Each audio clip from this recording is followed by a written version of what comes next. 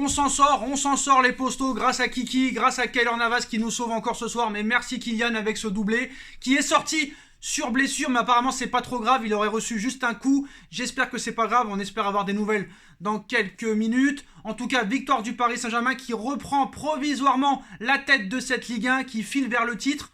2 points d'avance pour l'instant, la victoire était impérative. On attend maintenant le choc de demain entre l'Olympique Lyonnais et le LOSC en espérant un match nul qui ferait les affaires pour nous. Mais vraiment voilà, ce soir, le travail a été fait. Alors j'ai aimé la prestation de Kylian, encore une fois, un doublé ce soir, qui a encore pris ses responsabilités. Depuis 2 mois et demi, voire 3 mois, il est en mode ballon d'or, surtout depuis l'arrivée de Maurizio Pochettino. Pochettino, je l'ai bien aimé aussi dans son travail. Une équipe vraiment assez complète aujourd'hui. Il a réussi à reposer André Di Maria, Idrissa Gueye, Diallo, on espère qu'il va revenir pour le match de City. Il a sorti Neymar à 10 minutes de la fin, voyant qu'il n'a pas fait grand chose. Vraiment, Neymar ce soir, c'est pas le meilleur match de Neymar, honnêtement. Voilà, il s'est mis en mode sénateur. Et franchement, il n'a pas apporté grand chose, même s'il aurait pu marquer 1 ou 2 buts. Il s'était mis dans des bonnes situations, mais voilà. Moi, ce que je voudrais parler, c'est le premier but de Kylian avec ce caviar de Ander Herrera. Et Ander Herrera qui est de mieux en mieux en ce moment. Donc il va falloir faire des choix. De toute façon, la composition d'équipe contre Manchester City, on la connaît. Mais vraiment, j'ai eu peur à un partout, franchement. Je me suis dit, franchement, dans ma tête, je me suis dit, soit Kylian fait la différence, soit il faut faire rentrer Mauro.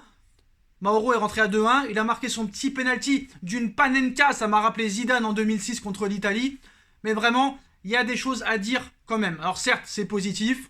On gagne 3-1. On prend encore de l'avance au goal average, c'est très très bien. On rentre avec la victoire. De toute façon, on est beaucoup mieux à l'extérieur qu'à domicile. Mais je pense qu'il y a un problème au niveau de l'efficacité, au niveau du jeu vers l'avant. Marco Verratti qui te touche 300 ballons, mais combien de ballons ont été vers l'avant? Est-ce que Marco Verratti est très à l'aise dans ce poste de numéro 10? Je demande encore à voir. On sait très bien que Idrissa Gueye et Paredes seront au milieu de terrain. Verratti sera sûrement titulaire au poste de numéro 10 et il mettra André Di Maria qui l'a fait reposer aujourd'hui. D'ailleurs, très bonne rentrée encore une fois d'André Di Maria. Di Maria a fait plus en 10 minutes que Neymar en 75 minutes, c'est pour dire. Mais on attend un très grand Neymar. On attend un Neymar du niveau du match retour contre le Bayern avec cette fois l'efficacité. Un Mbappé au top, un Di Maria au top, un Keylor Navas de ce niveau-là. Par contre, je voudrais parler de la défense. Les postos, il y a un vrai problème en défense. Surtout dans l'axe et à gauche. Parce que je suis désolé, Kipembe, c'est un joueur que j'adore, que j'apprécie. Quand il y a les gros matchs, Presnel, il est toujours là. On a pu le voir contre le Barça en 2017, contre United au match aller en 2019. On a pu le voir contre le Borussia Dortmund l'année dernière, dans le Final 8, cette année, contre le Bayern et contre le Barça. Mais malheureusement, quand il n'a pas Marquinhos ou Varane à côté de lui, ou Thiago Silva l'année dernière, Kipembe me fait penser un petit peu à Sami Traoré en 2010, frère. Je suis désolé de le dire, Kipembe, quand il n'a pas Marquis ou Varane à côté de lui, il est très très très inquiétant. Alors Kurzawa, qui n'apporte pas réellement grand chose, on le savait déjà, mais au moins il se bat, tu vois, un minimum. Mais là, Kipembe, lui aussi il se bat, Kipembe. Il a été mieux sur la fin, faut dire la vérité.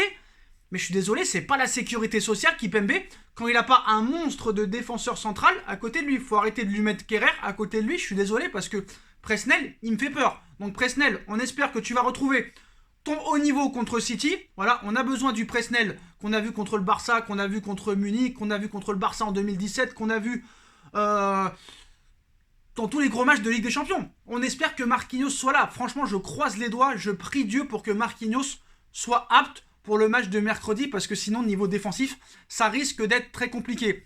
Ce qui joue aussi en faveur du Paris Saint-Germain, c'est que Paris a joué aujourd'hui. Apparemment, City joue demain, si je ne me trompe pas, donc ils auront 24 heures de récupération en moins. En plus, apparemment, ils jouent contre Tottenham, si je ne me trompe pas. Faudra qu'on vérifie, mais voilà. Donc Tottenham, c'est pas Metz. Je pense qu'ils auront beaucoup plus de difficultés. On sort sans blessure, parce que Kylian, je pense pas que c'est une blessure, c'est juste un coup, apparemment, d'après le médecin du PSG. Mais voilà. J'ai aimé quand même le sérieux du Paris Saint-Germain, surtout au milieu de terrain. Défensivement, il y a beaucoup de choses à voir. Hein. On n'arrive pas à faire 2 clean sheets d'affilée. C'est ça qui commence à être inquiétant. Et malheureusement, le seul clean sheet que tu as fait, c'est quand Kipembe était pas là. Mercredi contre Angers et contre Lille le 3-0. Je crois qu'il n'était pas titulaire, si je me souviens bien. C'était Marquinhos et Kerrer dans l'axe, si je me souviens bien. Donc à un moment donné, il va falloir vraiment se rassurer défensivement, parce que voilà, quand tu prends des buts en Ligue 1 comme ça, c'est peut-être pas trop grave, mais en Ligue des Champions, comme vous le savez, ça peut coûter très très cher, surtout si on prend des buts au parc, ça compte double, donc on n'a pas le choix. Mais franchement, voilà, je suis content parce que certes, on le sait tous, l'objectif numéro 1 du Paris Saint-Germain, l'objectif ultime de Doha, de Nasser, de Leonardo, du club, des hauts dirigeants, de QSI, de la haute sphère, c'est cette Ligue des Champions. Mais il ne faut pas lâcher la Ligue 1. Il faut remporter cette Ligue 1. On a un calendrier qui n'est pas non plus monstrueux. Je pense qu'il y a matière à tout gagner. Voilà. Il faut espérer un match nul demain entre l'Olympique Lyonnais et Lille. Alors à un moment, j'ai eu peur. J'ai failli voir Bakker marquer un but. Il a envoyé une praline. Malheureusement, il tire sur le gardien. Michel, frérot, faut cadre là ta frappe, mais pas sur le gardien. Choisis un côté, frérot. Il t'a envoyé une praline. En tout cas, très bon gardien du FC Metz. Mais voilà, j'ai trouvé un PSG sérieux, un Ander Herrera très utile au milieu de terrain, un Paredes qui arrive à casser des lignes encore. Franchement, moi, qu'est-ce que j'attends du match contre City? J'attends de l'efficacité devant le but, j'attends de la rigueur défensive, le même match que contre le Bayern de Munich en fait au match retour, mais avec l'efficacité en plus. C'est ça qui va être la clé. Il va falloir ne pas bégayer devant le but. Je suis désolé, Mauro Icardi, sur les 4 derniers matchs, c'est 6 buts. Icardi, cette saison, c'est 25 matchs, 15 titularisations, 12 buts. Vous avez bien entendu la stat? 15 titularisations et 12 buts. Donc on parle des problèmes de blessure de Mauro, on dit que c'est une arnaque, mais en tout cas, il a fait plus que Neymar cette année. Je n'ai pas dit que j'ai comparé Neymar et Icardi, mais les stats sont quand même un minimum là. Donc voilà. Maintenant, la bonne nouvelle, c'est qu'on n'a pas de blessés. On devrait avoir, d'ici mercredi, le groupe au complet. Ça, c'est une très très bonne nouvelle. Je pense qu'il y aura Navas dans les buts. Je veux Diallo à gauche. Je veux Florenzi à droite. Je veux Kipembe Marquinhos dans l'axe. J'aurais continué avec ce milieu à 2, mais malheureusement, vu la forme de Gueye en ce moment, tu peux pas vraiment le sortir. Donc il va continuer avec son 4-2-3-1 avec Verratti en 10, Di Maria sur les côtés avec Neymar et Mbappé en 9. Ça va être ça la composition d'équipe. Mais bon voilà, l'important c'était la victoire. On va retenir que ça ce soir. C'est vrai que quand tu as des sprints finales avec 4 équipes potentiellement qui peuvent gagner cette Ligue 1, c'est jamais facile. Et quand tu as une demi-finale qui arrive dans quelques jours et que tu dois gagner un match, bah, il faut le gagner. C'est ça les grandes équipes. Et Paris a encore montré que c'était une grande équipe parce qu'elle a réussi quand même à s'en sortir. Quand tu vois le premier but et cette magnifique passe de Ander Herrera pour Mbappé, qui tellement va vite, était en déséquilibre à un moment donné. Alors j'ai cru qu'il allait la rater, j'ai cru qu'il allait la mettre sur le poteau, mais au moins c'était poteau rentrant. Voilà, Paris met la pression sur le LOSC, sur l'AS Monaco et sur l'Olympique Lyonnais. Moi je vous dis la vérité, j'ai vraiment peur de l'AS Monaco. Voilà, c'est vraiment, tout le monde dit Lille. J'ai vraiment peur de l'AS Monaco qui n'aura rien à perdre vraiment, honnêtement. Ils sont encore en course aussi en Coupe de France, mais voilà.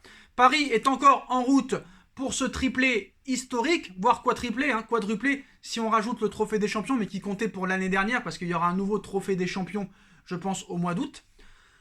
Voilà, franchement, moi ce qui m'impressionne aussi, je vais vous dire la vérité, donc voilà, j'ai été un petit peu, on va dire, clasheur envers lui, mais le calme vraiment de Pochettino sur le terrain, ça rassure. Honnêtement, ça rassure, le mec n'est jamais inquiet, il fait des choses que aucun de ses prédécesseurs n'avait fait avant, c'est-à-dire mercredi, te sortir Neymar à 15 minutes de la fin, te ressortir encore Neymar à 10 minutes de la fin, pour éviter les blessures, voilà. Personne n'avait osé avant, là ils osent. Par contre, sur le plan Mbappé aussi, on a vu que voilà, il a décidé de le sortir, parce qu'il nous avait dit il y a quelques jours, moi Kylian, c'est lui qui décide, s'il veut continuer sur le terrain, il continue. S'il me dit qu'il peut plus, il peut plus. Alors est-ce que Kylian lui a dit qu'il pouvait plus, ou c'est vraiment une initiative de Pochettino de l'avoir sorti à quelques minutes de la fin? Je pense quand même que voilà, on voulait pas prendre de risques. Un Navas encore au top. Pour moi, l'homme du match quand même aujourd'hui, c'est Kylian, parce que c'est grâce à lui quand même qu'on gagne avec ce doublé. Deuxième meilleur joueur, Navas. Pour moi, troisième meilleur joueur, je dirais Ander Herrera au milieu de terrain, qui a beaucoup apporté. Offensivement, je suis pas inquiet. Si on est efficace devant le but, on pourra rivaliser avec cette équipe de City.